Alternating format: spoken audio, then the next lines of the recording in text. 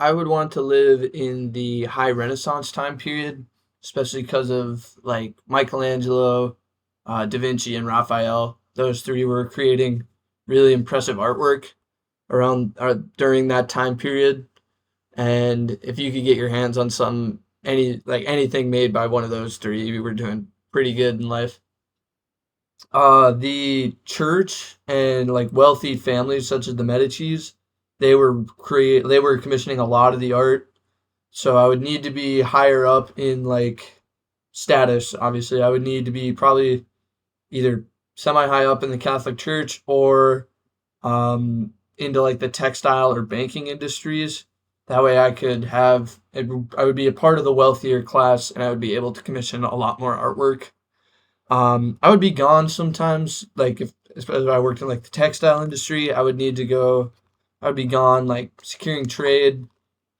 But for specific artwork, I would want to commission. I would want to live. I would want like a statue or a sculpture from Michelangelo. Really anything, just because he was so good at sculpting. Like you look at his David statue and the Moses from the Pope Julius's tomb. He could really bring anything to life, and that was kind of one of the big, like they were things were looking way more human, but they were still religious values. So anything by Michelangelo would have been super cool. Um, Getting something from like a self portrait from Da Vinci would have been really cool, especially because like the nobility, they'd have wealthy people over. They'd have so if you could show somebody, hey, I got that made from Da Vinci, everybody's gonna think that's pretty sick. So having like a portrait from Da Vinci, even if it's me or of like my wife or my whole family, something like that, we could say that we had that done by Da Vinci. That would be really cool. And getting like a religious painting of Raphael, just so like religion is very big. So being showing that hey, we have good family values, we're religious values. So something from Raphael. If I could get one from all three, that'd be really cool. So yeah, I chose the high Renaissance period. The factors that I found most interesting were like how powerful the Pope really was during this time. He was almost like a ruler. He had so much more political power back then than he does like compared to today. He was almost like a king. He could influence wars and yeah, he just had way more power. So that's like the top of the social classes. I'd say right below that were like the nobility classes, like the Medicis. So that's who like artists tended to get commissioned from was either the church or like the nobility. Like the Medicis, they brought in like young talented artists like Michelangelo and helped them get better and better at art. So like Michelangelo, he got better at sculpting, and so yeah, if I lived in this time, that's kind of what I would want to do. I would want to live at like the Medici level. Obviously, they had a ton of political power. They were rich bankers, so they had a ton of money to influence everybody. So it'd be definitely hard to get to that point. But yeah, I'd want to like help young teenage artists. I think Michelangelo was 12 or 13 when he got with the Medicis, and I would want to help improve the lives and the talents of young artists. Kind of see them grow up and see what they eventually can do, and be like, I helped them that stage. So yeah, that would be those two factors especially were really interesting to me. Just how much power those guys really had, just because they had a ton of money and they're the head of the church. I watched The Agony and the Ecstasy. It's the story of Michelangelo and Pope Julius, and of Michelangelo painting the ceiling of the Sistine Chapel. So it starts off Michelangelo's working on the tomb for Pope Julius, and the Pope comes in. It's like, "Hey, you're gonna start working on the ceiling of the Sistine Chapel," and Michelangelo really doesn't want to, um, but he does, and he like starts working on the original plan, doesn't like it, he ruins it, and he runs off into the mines.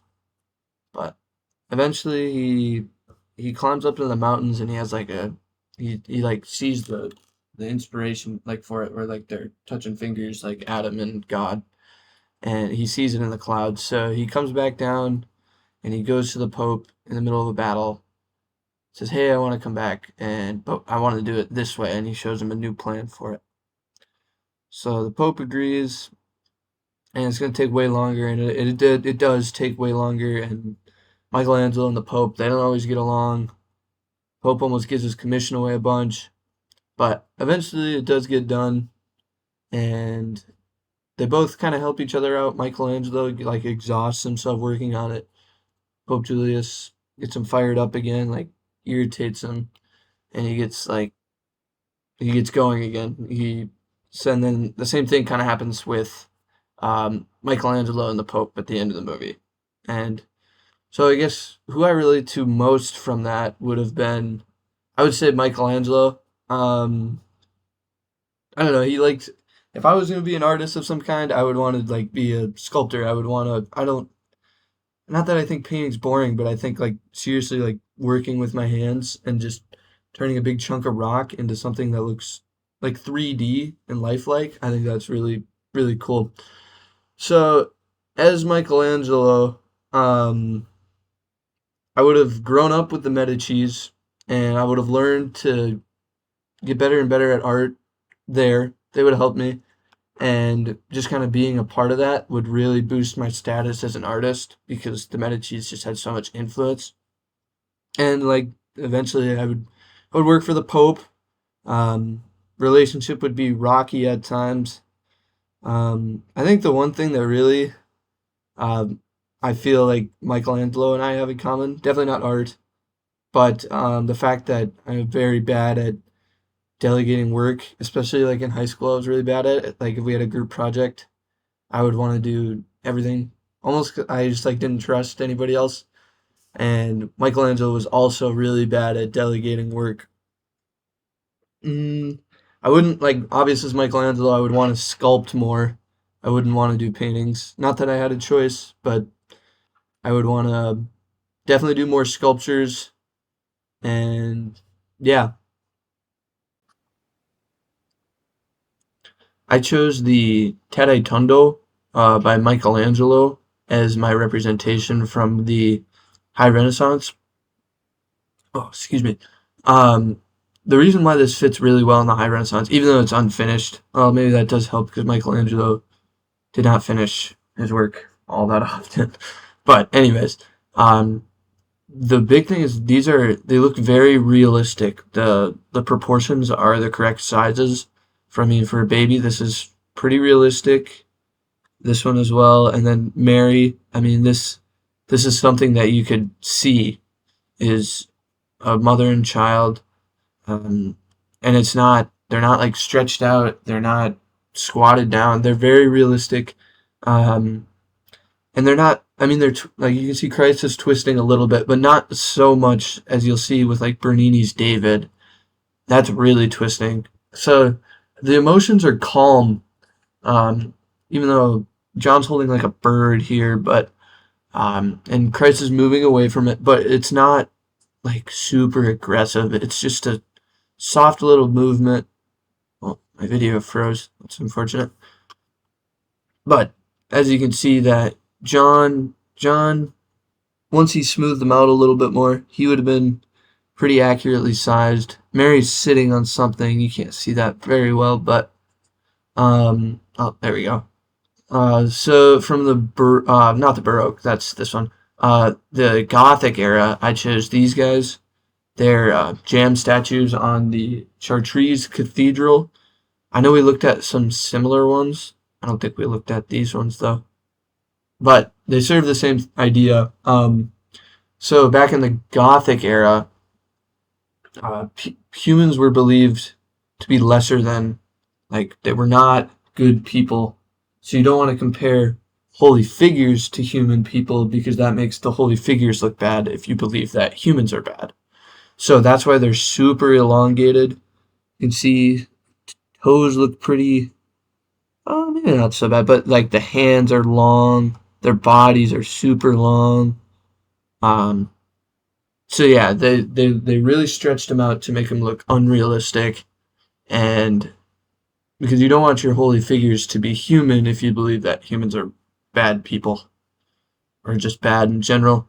And then so from the Baroque era, oh, and these don't exist in the High Renaissance era because here they're really focused on correct proportions, just natural, calm, and these guys are calm, but like I said, they're just not the correct proportions which you see out of the um, High Renaissance era. Um, so from the Baroque era, which was after the High Renaissance, here's Bernini's David.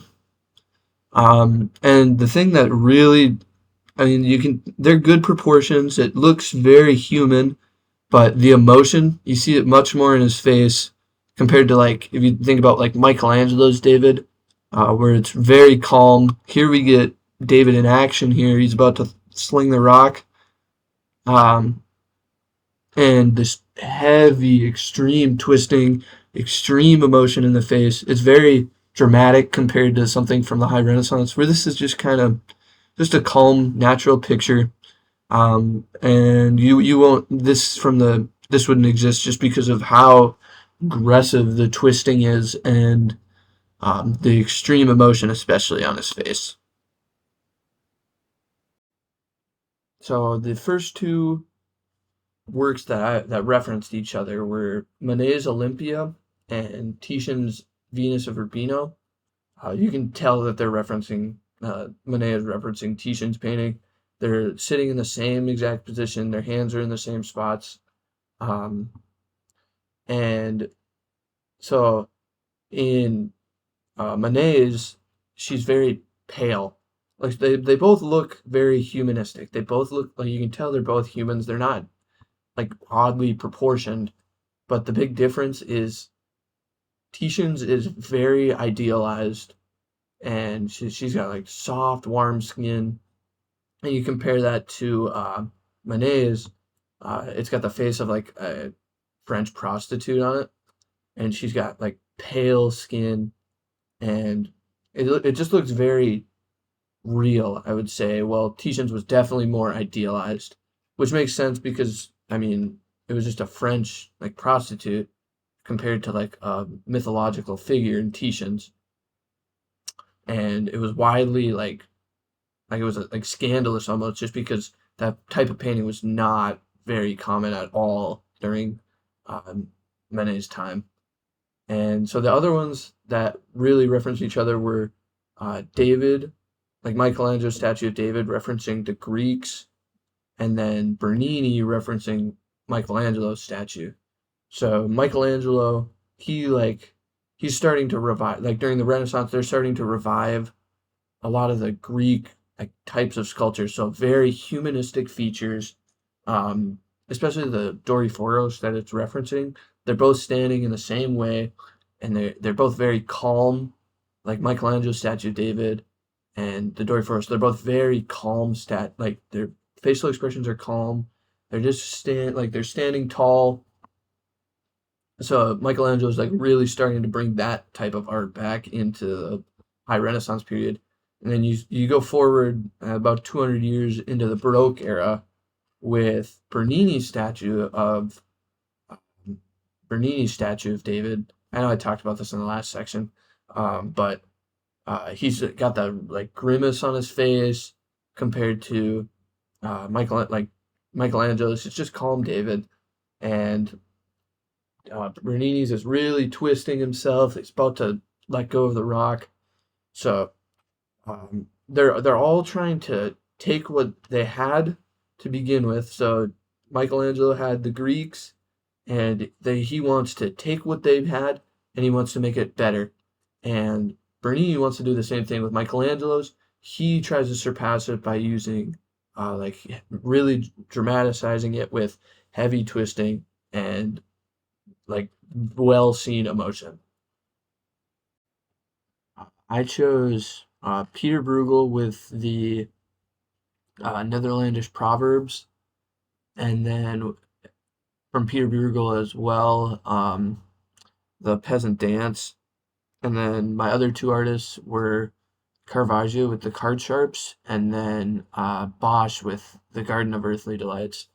So with the Netherlandish proverbs, you can there's so many, like, especially for people in, there was just a ton of um, there's like common sayings at the time that were seen all throughout the painting, and they were super easily recognizable.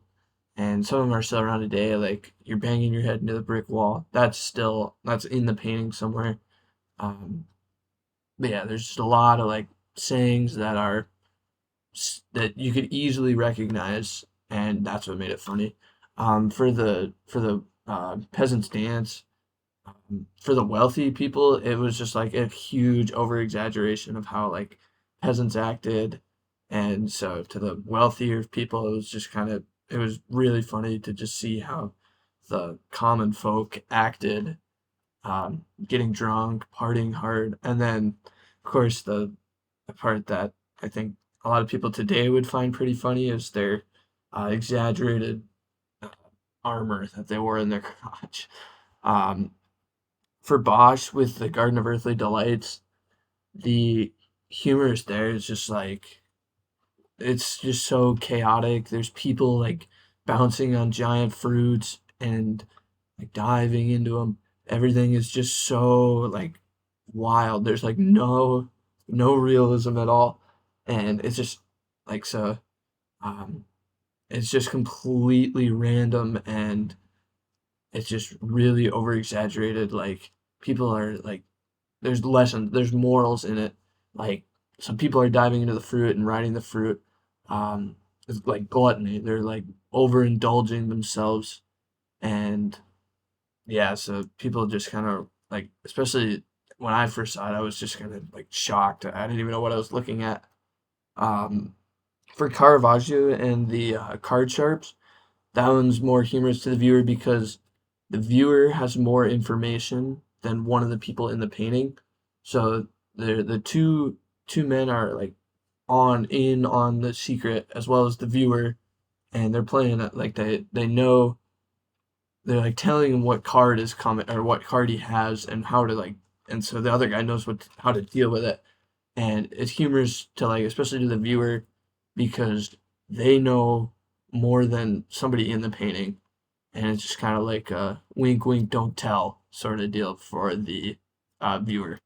I think the one that I find most funny is the peasant's dance. I feel like if I showed some of my friends back home, if I showed my friends all four of these paintings back home and asked which one do you think is the funniest, I think they'd immediately point out the enlarged crotch pieces and laugh. So I think today that one still holds the most humor. I think the Netherlandish Proverbs one is very interesting, just because of like you can still see so many of those things, and some of those things are still around today. And the Garden of Earthly Delights is just like shocking. I don't. It's just completely shocking. But yeah, so the Peasant's Dance for me was the most funny, or the funniest. So, um, I chose the two surgeries. The anatomy lesson of Dr. Tulp and the Gross Clinic. Um, and you can see they're both very similar here. Obviously, they're both doing a surgery. This one's on the arm. This one's more so on the leg. But they're both very. You can see they're very skilled. They're able to. He's grabbing a tendon or muscle of some sort, and he's not even looking down, and he's able to teach everybody. And this is the same thing here. He's monitoring. He's his hands are definitely a little more bloody compared to Dr. Tulp here, but you can tell that they're both very skilled. Um, and these both paintings were designed to show that how skilled these guys were. And then, so the major difference in this painting, this is a group painting. This is a group portrait. So these guys were all part of the Surgeons Guild, and So they paid to have this painting made and have all of their faces in it. And in this one, this is more just like a commemoration of Dr. Gross and his skill, um, compared to, well, this one is these guys all paid to do it. This one is just highlighting Dr. Gross, and this one, all of their faces are made to be in it. Here's another group painting from this era. Um, you can see that they're all facing towards the camera. Here's the girl, and this one I found really interesting. This is another painting by Eakins. I know we didn't talk about this one much. I don't think we talked about this in class at all, but this was made, must be 14 years later, I believe. I don't know, it doesn't say. I think it's 14 years later. Um, this is a retiring professor at the University of Penn. Oh, my camera stopped again. But anyways, um, so this was commemorating him. I know it was at the Pennsylvania Museum of Art. It was one of those rotating ones. So yeah, you can see that like these commissions weren't exactly unique. Like I mean, Eakins made two of them himself, just commemorating different surgeons, and these ones, while the topic isn't exactly the same, group portraits were definitely high at this time. My favorite rejected painting is The Stonebreakers by Gustav Courbet. The reason why it's my favorite, because when I first saw it, I thought they were farmers, which is like, it reminded me of home. I'm from North Dakota, which is pretty much all agriculture. So it kind of reminded me of home a little bit, especially the hat. My dad has a hat like that, even though we're not farmers. Um, but yeah, it got rejected because he put it on a giant canvas. Like that was supposed to be like giant canvases were for like history paintings and like whole like just history paintings and like holy paintings, like paintings of like holy figures. Um, yeah, so he just put it on like a giant canvas, and they didn't like that. And it was like just people doing hard manual labor, like peasants doing like hard manual labor. They're wearing dirty clothes. They were torn. So it's just lowly people, um, in a spot like, and it was in this art gallery, which was not really for peasants. So that kind of bothered them. One way you could have fixed it is just put it on a smaller canvas. Like that would have made it a lot more okay. They would have accepted it a lot more. Um, and I think they probably would have just accepted it if it wasn't on a ginormous canvas. My next favorite was probably The Death of the Virgin by Caravaggio. Um, Mainly because like he did complete like the opposite of what they were expecting. Like they were expecting like a holy figure of the Virgin, and he like well he like pulled a the rumor was that he pulled a prostitute out of the river for it and used her as the model. So I just thought it was like I don't know why I don't think he really I can't believe like imagine that he thought it was gonna get accepted because he did something completely the opposite of what they were expecting. She was like super pale. She was like her stomach was bloated like somebody who had drowned. So yeah, he like I like if he would have just done what they were expecting, it wouldn't have got rejected. Um, and my third favorite was the St. Matthew's and the Angel. Oh, and I thought on the one with the Virgin, a part that I thought was like kind of funny was that they just said, "Yeah, we're done. You're not getting another chance," which was different from the St. Matthew's and the Angels. They gave him a second chance, and the second one turned out much better. Um, but yeah, with the St. Matthew's and the Angel, um, they rejected it because it was like he it was the angel was helping him write, and the Bible was supposed to be like influenced by holy angels, not like actually written by them. And he was like pointing his foot out towards the viewer, and he wasn't wearing like he wasn't dressed in like very holy clothes. Um, so like on the second go around, he did fix it. The angel was like up above him rather than like physically touching him, and he was wearing like he looked much more like a saint.